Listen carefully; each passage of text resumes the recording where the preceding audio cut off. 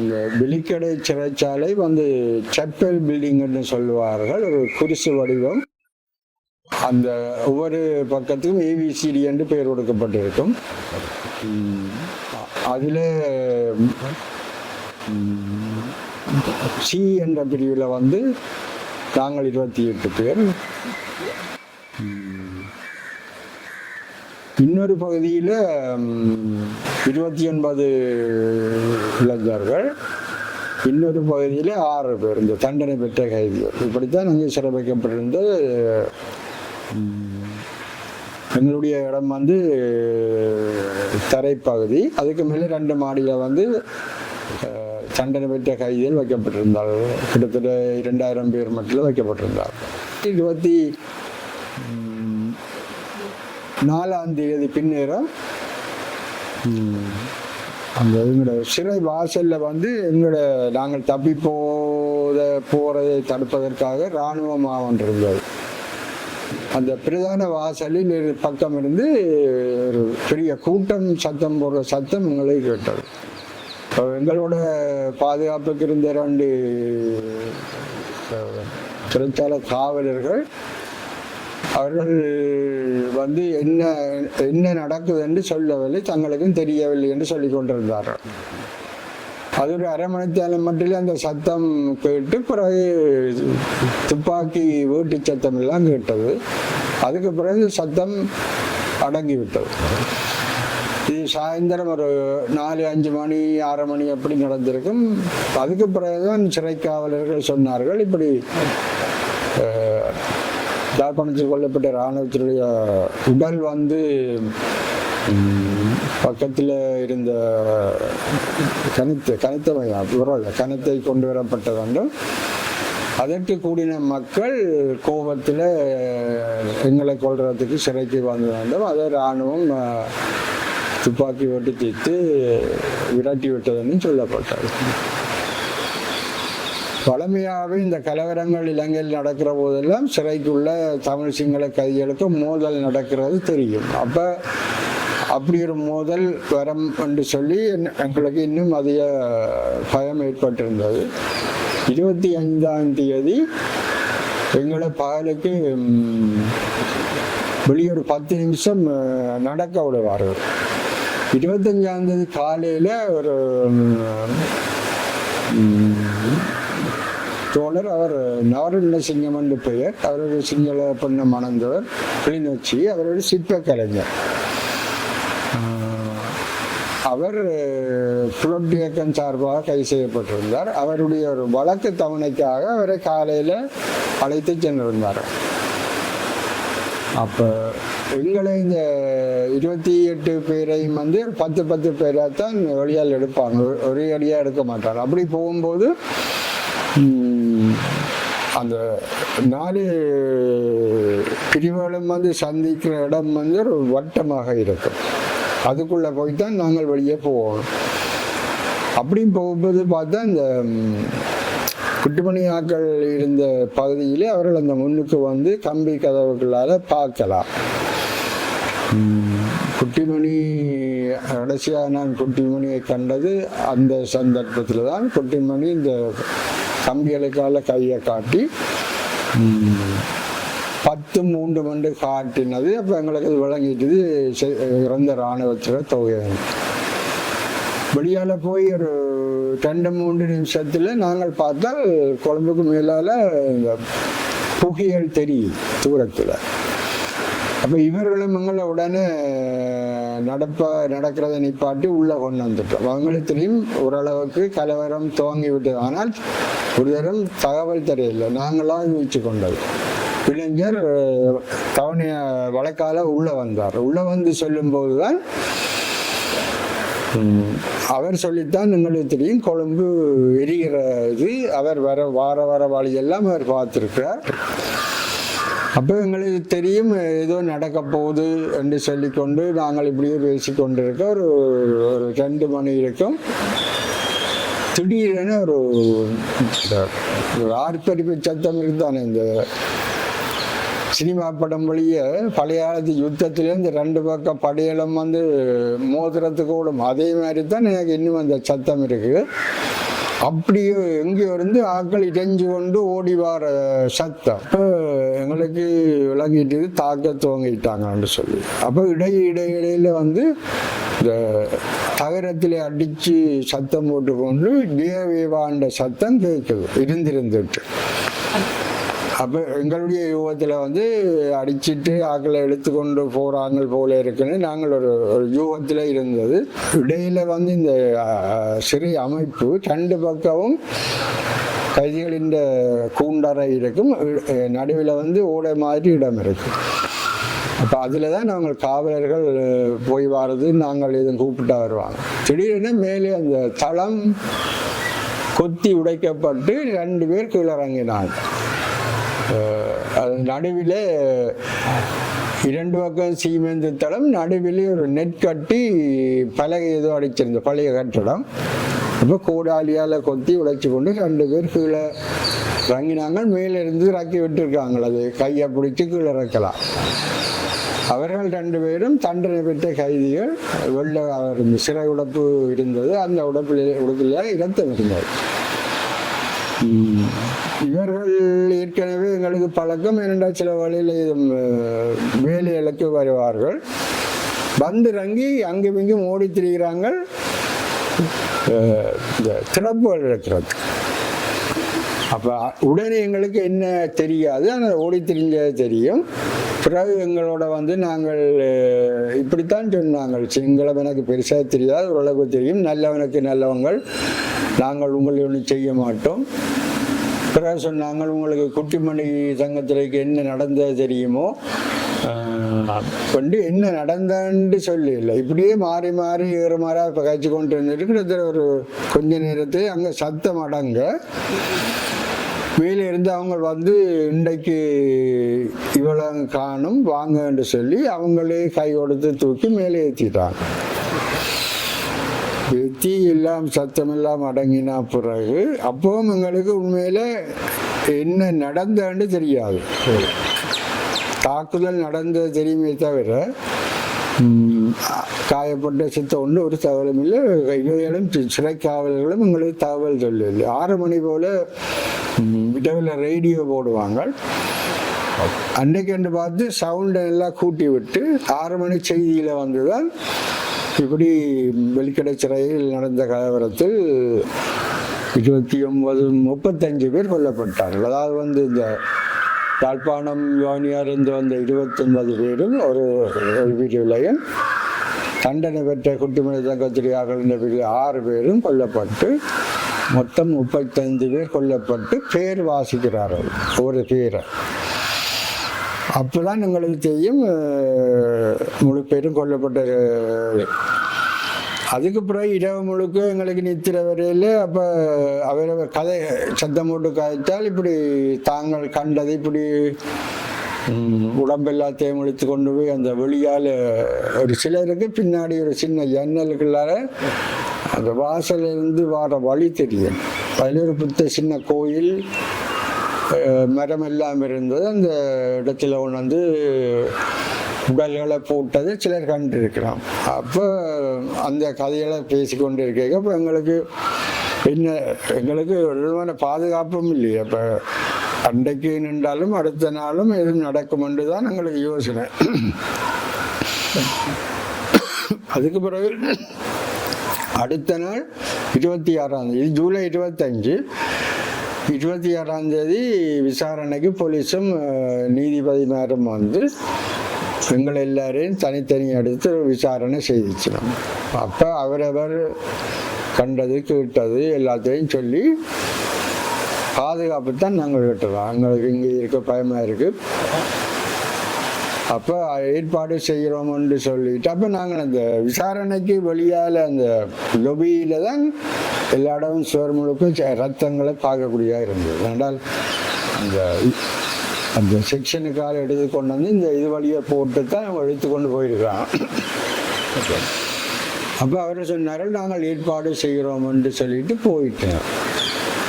26ஆம் தேதி இரவு ஒரு சாமம் போல சிறை காவலர்கள் வந்து அப்போ இரவு காவலர்கள் வந்து சொல்லிலும் உங்களுக்கு ஒன்று நடக்காது, அந்த கரெக்டாக மதில் இருக்குது, எங்கள்கிட்ட துவக்கம் இல்லாமல் இருக்குது, உங்களுக்கு ஒன்றும் விட மாட்டோம்னு சொல்லிக்கு எங்களுக்கு உள்ளுக்கு எல்லாரும் சேர்ந்து கொல்ல போகிறாங்கன்ற இதுதான் உள்ளுக்கு சிந்தனை ஓடிச்சுது.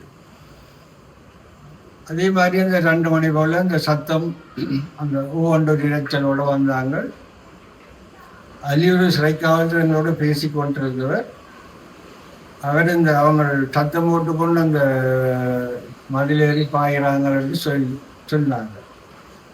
அப்போ இவர் காவலர் வெளியே போயிட்டார். வெளியே போய் பின்னாடி கேள்விப்பட்டேன் இவர் கையில் இந்த திறப்பை அவங்க பறிச்சாங்களோ இவர் ஒன்றும் செய்யலாது வந்து அந்த நடுவில் உள்ள அந்த ஓடை கதவை அது திறந்து தான் பிறகு உள்ளுக்கு வந்து கூண்டு அறையோட திறக்குவாங்க.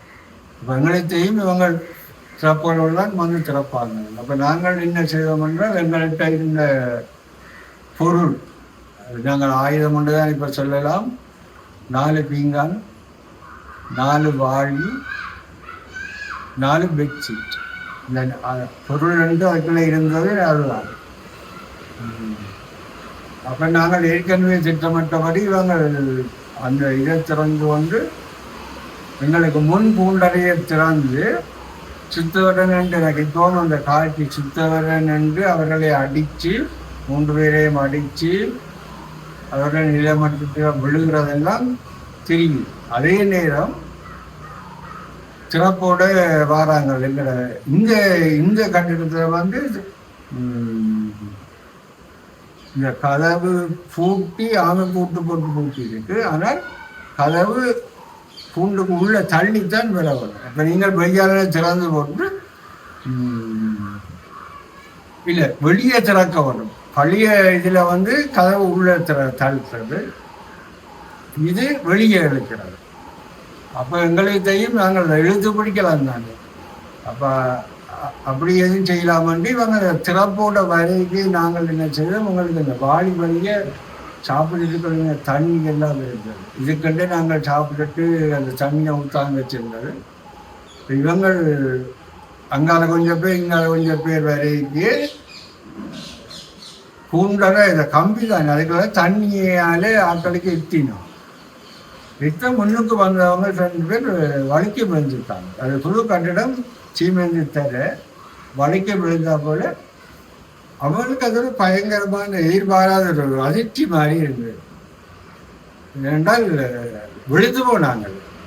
அப்போ அவங்க கொஞ்சம் அவங்களுக்கு போய் அந்த முன்னுக்கு சிறப்பு கொண்டு வந்து இந்த விமான கடத்தல்ல கைதாகி போயிருந்த அந்த எக்கபாலா நம்ம பெயரும் அவன் தான் முன்னுக்கு நின்றது. அப்போ எங்களையும் திறக்கிறதுக்கு பயம், திறப்ப போட்டு திறக்கிறது பயம். ஏன்னா நாங்கள் 4 பேரும் கொஞ்சம் பேய் மாதிரித்தான் கெட்ட வார்த்தைகளை பாதித்து கொண்டு, அவன் சிங்களம் தெரியும், அவன் சிங்களத்தையே நாங்கள் தமிழில் பீங்கானாலாம் கம்பியெல்லாம் அடித்து கொண்டு பேய் மாதிரி தான் நாங்கள் நின்றோம். அதனாலே அவங்க அந்த அப்போ கையில் கம்பிகள் கோடாலியெல்லாம் நின்றப்ப நான் சத்தம் போட்டேன், கோடாலியெல்லாம் கொத்த போடுறாங்கன்னு சொல்லிட்டு கொத்திட்டாங்க. 8 நின்று கொத்திட்டாங்க. கொத்தி பூட்டு உடைஞ்சு விழுந்துருச்சு. ஆனால் ஒரு அரை மணிக்காலத்துக்கு மேலே அவங்க உழவு பேர் நின்றும் ஒருத்தன் வந்து அந்த கம்பியில் பிடிச்சி கதவை இழுக்கிறதுக்கு துணிங்க இல்லை. இழுத்திருந்தால் நான் 2 கையில் இருக்க மாட்டேன். அந்த அவங்ககிட்ட அந்த கோலத்தனம் அது என்ன சொல்றது, கும்பலில் கோவிந்த மாதிரி பண்ணுறாங்க. அவங்க வெறியில் தான் இருக்கலாம், ஆனால் அவங்களோட பயம் தான் அது எங்களை காப்பாற்றினது. இப்படியே எல்லா இடத்துலையும் போய் இந்த பக்கத்தில் எனக்கு பார்க்கக்கூடிய இருந்து லக்ஷ்மணா இருந்த கூண்டரை அதில் 3 பேர் அவர்களும் எங்களை மாதிரி தான் அந்த கதவை திறக்க விடாமல் பெட்ஷீட்டை போட்டு போராடினபடியால் அதிலே அவங்களோட பெரிய கீழர் மாதிரி கம்பியை கொண்டாந்து இந்த கூண்டு கதவுக்கும் நிலைக்கு முடிய போட்டுட்டு கிட்ட போக பயத்தில் இப்படியே தள்ளுறாங்க. அப்போ கதவு திறக்குது. பிறகு 3 பேரும் இழுக்க கதவை போட்டு இப்படித்தான் அந்த ஒரு அருமத்தியாலும் போராட்டம் நடந்தார். அதுக்கு பிறகு திடீரென்று வெளிச்சத்தம் கட்டுது, கண்ணீர் புகை விழுந்தது. அப்போ எங்களுக்கு தெரியும் ஆமியா பரிசோத வந்துட்டு இருந்து. அதோட இவங்க கொஞ்சம் பேர் வையாலே, கொஞ்சம் பேர் இந்தால குளிக்கிற தொழில் இருந்த பக்கம் போயிட்டாங்க. பிறகு இராணுவம் உடனே வரையில்லை. திரியகாசி அடித்து போட்டு விட்டாங்க. நாங்கள் திரியகாசி அடித்த உடனே நாங்கள் சுவாயலால் மூக்கை கண்ணை பொட்டி கொண்டிருந்தால கொஞ்சம் அந்த கலவரப்படையில் ஒரு 5 நிமிஷம் கழித்து தான் உள்ளே வந்தாங்க. இராணுவம் உள்ளே வந்தோம். அப்போ நாங்கள் சொன்னோம், இப்படி கொஞ்சம் பேர் உள்ளே இருக்கிறாங்கன்னு அவங்கள போய் வெளியால் கூட்டி கொண்டு விட்டுட்டாங்க. அதுக்கு பிறகுதான் அதிகாரிகள் வந்து செக் பண்ணி பார்த்துட்டு எங்களை வெளியே போய் சொல்லிட்டு, அப்போ நாங்கள் வெளியே வந்து கேட்குதான் இந்த பக்கத்தில் ஒரு பூண்டறையில் கரந்தன் ராஜன் தக்தஸ்ரீ என்று அவர்களும் புரட்டார்கள். கரந்தன் ராஜனுக்கு ஒரு தடி இருந்தது. அப்படி அவரை கைது செய்யும் போது சுடுபட்டு பிடிபட்ட வழியாக நடக்க மாட்டார் என்று அவருக்கு ஒரு தடி ஊண்டி நடக்க தடி கொண்டிருக்கிறார்.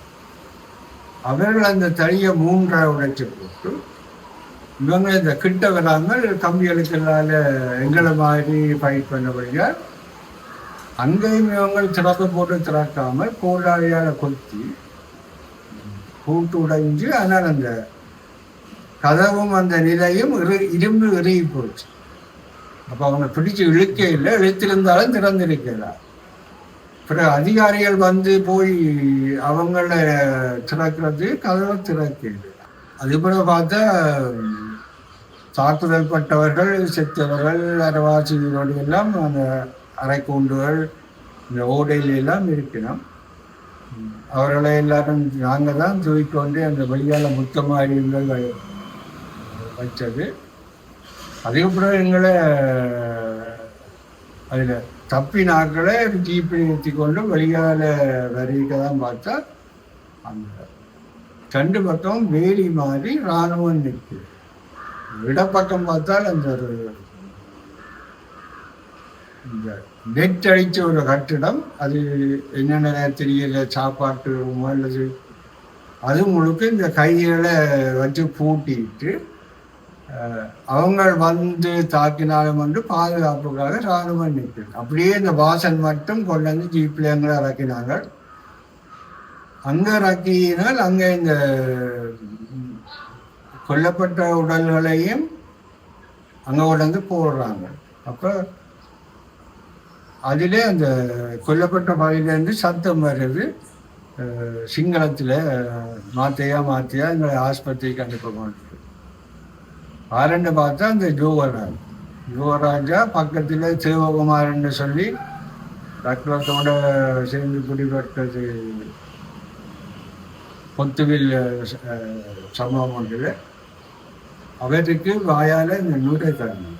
அப்போ இவன் சிங்களத்தில் கத்திரிக்கா இல்லை அந்த ஆமிக்கு தலைவராக கட்சினா வந்து ஒரு ஆள் தான் வேண்டது. அப்போ அவன் பார்த்துட்டு சத்தம் போட்டு ஆமிக்காரை கூப்பிட்டு அந்த 2 பேரையும் ஏற்றி கொண்டு ஆஸ்பத்திரிக்கு கொண்டு போயாச்சு. அதுக்கப்புறம் எங்களை ஒரு ட்ரக்கில் வச்சுக்கொண்டு ஏற்றி போட்டு சொன்னாங்க, எல்லாரும் தலை நிமித்தி நிற்கலாது கீழே விழுந்து படுக்க வச்சாங்க. கொஞ்ச நேரம் வாகனம் உடைக்கு தான் எங்களுக்கு அந்த இடிக்கிற மனங்கள் அடுத்தது குட்டியாண்டு சிங்களத்தில் சொல்கிற சத்தங்கள் கேட்குறாங்க. இந்த வாகனம் எங்களை புலிகளை கொண்டு போகுதுன்னு சொல்லித்தான் அவங்க அந்த சைட்டை சத்தம் போடுறாங்க. எங்கே கொண்டு போகிறாங்கன்னு தெரியாது. அப்புறம் கொஞ்ச நேரத்தில் பார்த்தால் ஒரு இடத்துல இறக்கி பார்த்தால் அது விமான நிலையம். அந்த நேரம் எங்களுக்கு சரியாக தெரியல. பிறகு அங்கே இருந்து தான் பார்த்தா ஒரு பக்கத்தில் ஏர்போர்ஸ் விமானங்கள் இருந்தபடியால் கட்டு நாயக்காண்டு ஓரளவுக்கு ஊழிச்சு கொண்டோம். அதே மாதிரி பிறகு பார்த்தா இந்த கட்டத்துக்கு வெளியால கண்ணாடி ஜன்னலுக்குள்ளால இந்த மினி பஸ் வழியை கொண்டாந்து கொஞ்சம் பேரை வச்சிருக்கிறாங்க. வெய்யால வச்சியில் வந்து பார்க் பண்ணி நிற்குது. அப்போ எங்களுக்கு தெரிஞ்சு சில வேலை எங்களை மாதிரி வேறு பக்கத்தில் மகேசன் பெருசன் வேறு பிரச்சனை இருந்தால் ஆக்களை கொண்டு வராங்க. அப்புறம் மறுநாள்